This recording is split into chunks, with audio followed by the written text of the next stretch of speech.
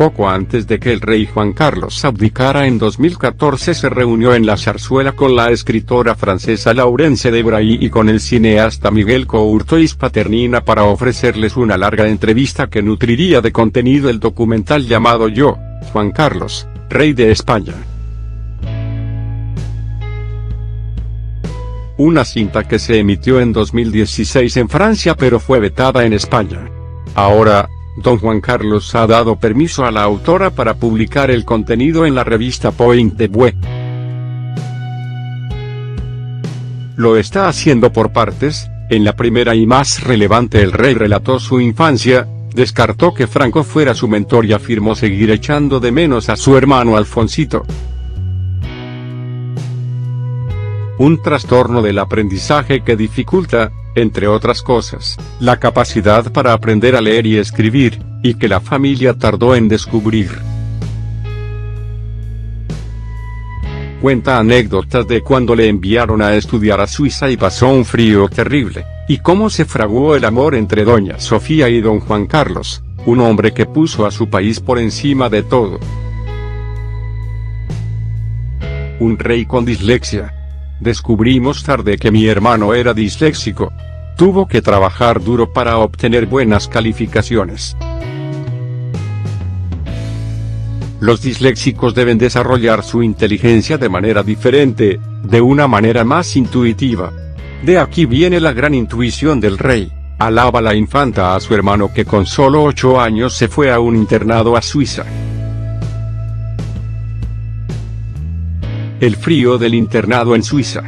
Su padre, el conde de Barcelona, pensaba que su mujer, doña María de las Mercedes de Borbón y Orleans, había echado a perder al niño, lo cual no era cierto, niega doña Pilar. En esta segunda entrega, quien habla es su hermana, la infanta Pilar de Borbón, recién operada de urgencia por un problema intestinal, y revela datos sorprendentes sobre el rey emérito como que es disléxico. El pobre pasaba tanto frío allí que dormía con los calcetines puestos y no se lavaba de tanto frío que tenía. Lo enjuagaron 3 veces hasta dejarlo completamente limpio. El funeral de Alfonsito. La infanta Pilar de Borbón recuerda, como también hace el emérito en el documental, uno de los momentos más trágicos de su vida, la muerte de Alfonsito y un funeral al que no pudo asistir. No había necesidad de discutirlo. Así que me quedé en casa con mi hermana y mi madre. Un momento terrible.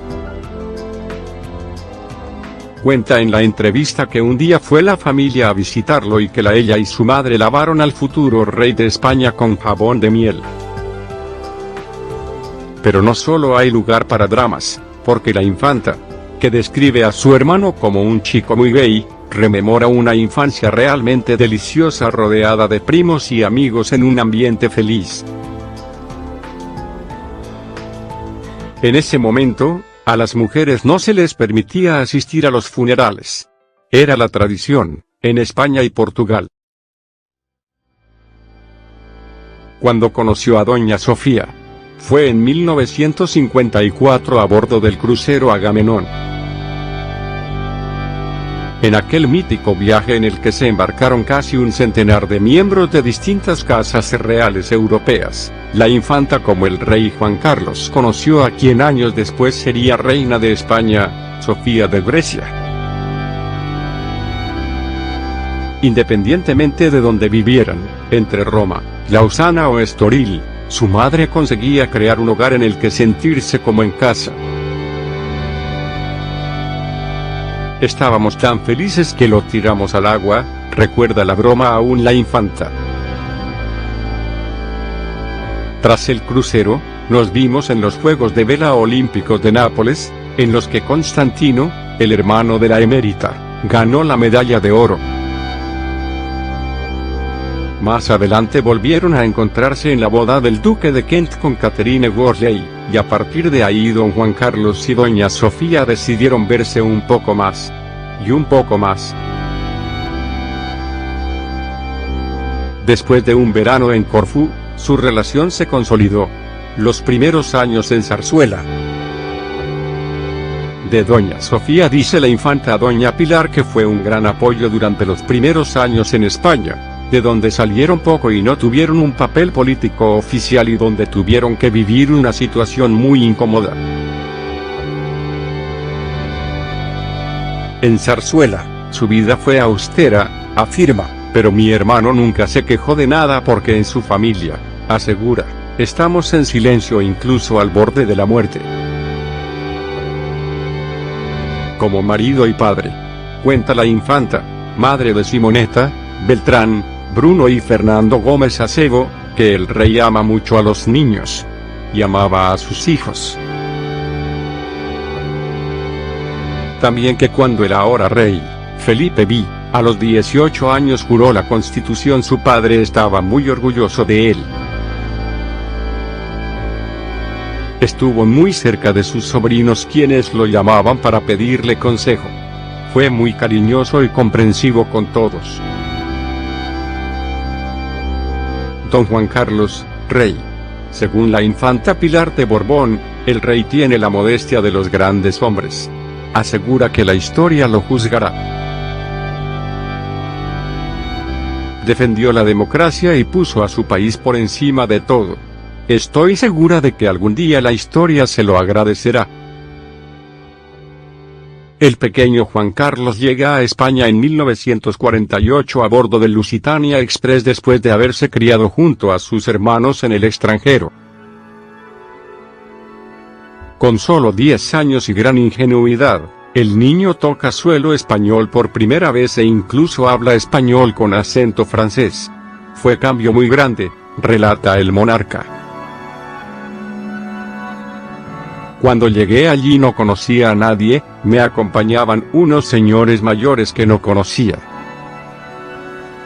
Ese joven que camina extrañado entre señores, que como mínimo le cuadruplican en edad e intereses, ni siquiera se imaginaba en aquel entonces lo que el futuro le iba a deparar, ser el rey de España durante casi 40 años. Yo no pensaba en ser rey, solo pensaba en divertirme, como el niño que era. En la escuela, la soledad de Juan Carlos era su principal compañía, sobre todo los fines de semana. Franco mandó diseñar una clase hecha a medida para el heredero. Junto a otros 8 niños, recibía clases e intentaba divertirse en la medida de lo posible. Con muchos de ellos, hizo amistad y trató de mantenerla en el tiempo. Con el rostro algo triste, el emérito cuenta en el documental que se sentía especialmente solo cuando sus amigos recibían la visita de su familia y él se tenía que quedar en su habitación entreteniéndose con alguno de sus juegos. A la soledad de este niño, también se sumaba una gran dificultad para estudiar.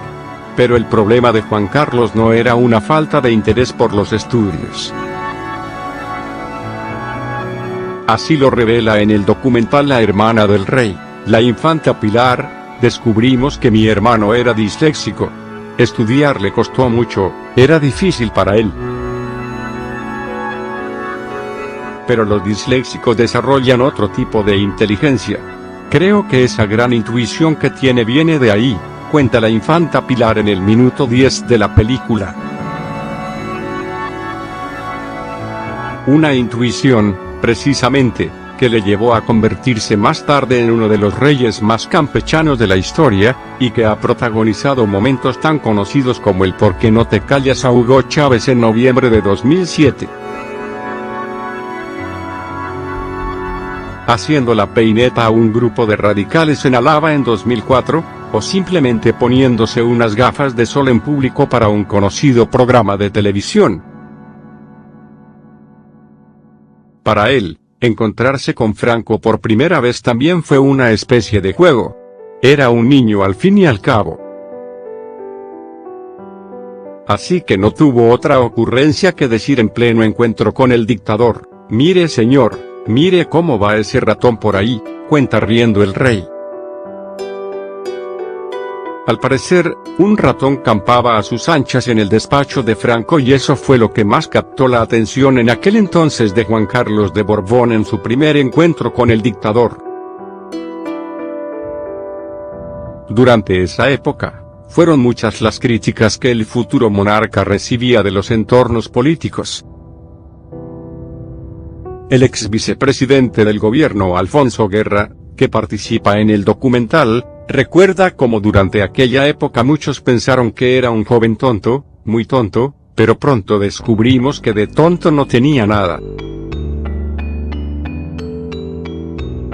Pues auguraba un cambio político que muy pocos ni siquiera se planteaban en aquella época.